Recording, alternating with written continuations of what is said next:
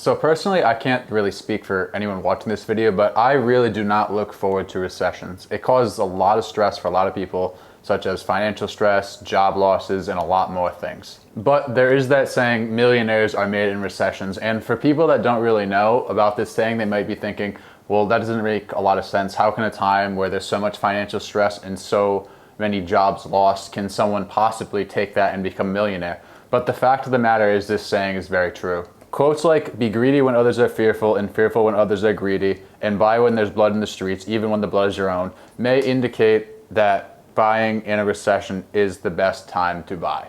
But why? Why during this time of stress is it the best time to buy? What should I be buying? What should I be doing? And that's kind of what I want to talk about in this video. All right, first things first, I'm not a financial advisor, so take everything I'm saying with a grain of salt because I'm just a random person on the internet talking to a camera in my room by myself. Second, this stock market is very overvalued right now, and I think it's very hard to debate that otherwise. A lot of people think it's going to even out one way or the other eventually, but we'll see what happens. So maybe right now is not the best time to go on a buying spree of all different individual stocks, but that's up to you to make your own decision on that. And thirdly, if and when you do this, make sure you have some sort of buffer. Don't waste your last dollars and take my advice and run with it and put everything into the market and then just hope and pray. So why should you invest during a recession? Keep in mind there's been 33 recessions since the year 1854, and each time America has recovered and come back stronger than ever. If you go back and look at the low point of the S&P 500 in 2008-2009 compared to the low point in 2020, it doesn't even compare. Even if you just bought in at the high point of 2008-2009 and held throughout the lows of that recession and held throughout the highs of 2019 and held again throughout the lows of 2020, you would still be up overall. But the fact of the matter is it's hard to justify investing, and it really is hard for even people that are knowledgeable to just keep continuing to buy when the market keeps going down, and it just ultimately feels like you're just throwing money away to some degree. Hitting that buy button is actually a lot harder than it sounds sometimes, and in all reality, it seems it's easier and better, even though it's not, to buy stocks when you see everything going up, up, and up, because it creates this illusion that the stock market will keep going up, up, and up, and it will never, ever, ever come down. But that's not the case. During a recession, a lot of investors like to use the idea called dollar cost averaging. Basically, what this idea is, you continue to buy into a stock, a company, or a fund as it continues to go down to improve your cost basis, and you believe it's going to go up again over the long term. For example, let's say I buy 5 shares of Apple stock at $300, and Apple's a company I really believe in, and I really believe it's going to go up over the long term.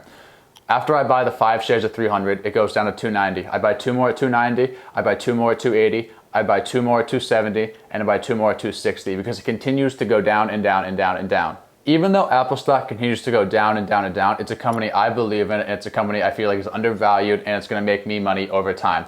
Therefore, I use the dollar cost average strategy to lower my cost basis on my investment. Based off this example, because I kept buying as Apple kept going down and kept getting a better deal on my investment, my cost basis is only $285 per share compared to the $300 per share it would have been if I just left it. And this is because, that's right, I kept buying as it kept going down, down, and down. Anyway, the main reason I think you should invest during a recession, and I've said this in a lot of videos, I said this before, is because basically everything is on sale. For example, if you decide you really need a new coffee table and you go and try to buy one, and you see one in the paper for $100, you go to the store, you see it's on sale for $70 just for today only. Are you gonna say, I'm not gonna buy this coffee table because it went down in price?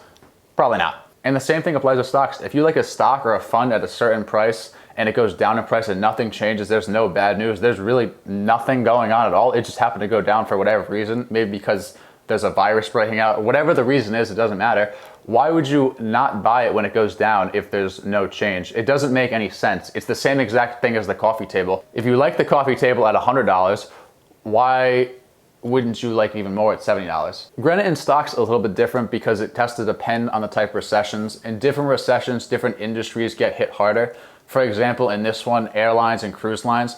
So if you really wanted to buy into those because they were really tanking, you really had to take consideration if they had enough cash to weather the storm and how long it's going to take for them to recover, because it can be quite a while for them to recover, and there's no guarantee they definitely will, in theory. But you get my point. So how can you make your money work for you in the next financial downturn?